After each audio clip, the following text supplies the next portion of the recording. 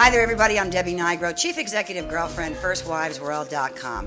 You know, when it comes to divorce, money becomes a very big topic. And if you get your emotions involved, you're probably going to be doing yourself a disservice. So here to talk about the emotion of money, and what's mine is mine, and what's yours is mine, hopefully no, is Maryann Kelly, who's with Wealth Management at Smith Barney. She's a vice president and a really tremendous expert on this topic. Welcome. Thank you. Thank you for having me. It's good to be in New York. Thank you very much. Great to have you.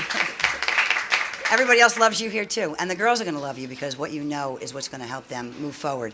There are a couple things you have to know.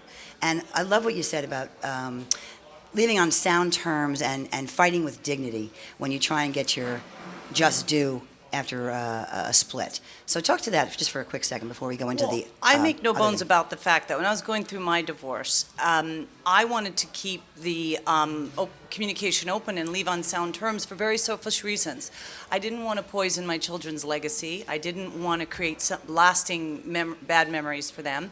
And I wanted to have an open door for future favors from the father of my children. Very important future favors. You never want to, cut yourself short on what you may need. And you don't even know that in the beginning. So know what you have is really one of the first tips when it comes to deciding about splitting up money. A lot of women don't know what they have. Speak to that. Well, that's always very difficult for me because women come to me very emotional. They're going through divorce and they speak in big numbers. I'm going to get this and I'm going to get that. And no one wants to be the one to tell them, you don't have that much to get. And we have to get realistic. Their attorneys are afraid to say that because they want to come off very promising in their legal skills, and someone has to stop and get real with them. What are the examples of know what you have? There's obviously how much cash on hand, and then what other things? The cash, and it'll simply, the bottom line is your net worth. So you do have to understand what you owe, what he makes, how reliable that future income is to the family. Is he aging out of his career? Is he going through a midlife crisis that could lead to him losing his job? And the assets that you have, and not just the house, but savings, retirement funds. And also belongings? I don't put a lot of value on that, and that would be where I would ask someone to try to give up some of that and maybe start fresh, because often the value of those isn't as much as you think. Okay. And also get clear on what you really want. Sometimes to be vindictive or even out of naivete, you might want things that, you don't really need. So get real clear, as you tell everybody. You have to be strategic at this time and think about the assets that are going to keep you safe and keep your quality of life high as long as possible. I really like the women to look closely at keeping the home. So do everything they can to work that. And the other assets that can help you long term keep your quality of life and the things that make you feel good about your life. Maybe it's the children's private school. Absolutely. Also be clear about what's really important to him, because that might be able to a place you can negotiate. Everybody has different value. A country club membership, for example, is a great example. That's a perfect example. Right.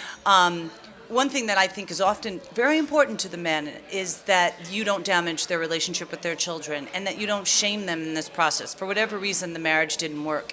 And if you can give him that emotional need, he might be more forthcoming with the financial, because that is a priceless gift to him, that he'll be able to interact with his children without a lot of animosity and guilt.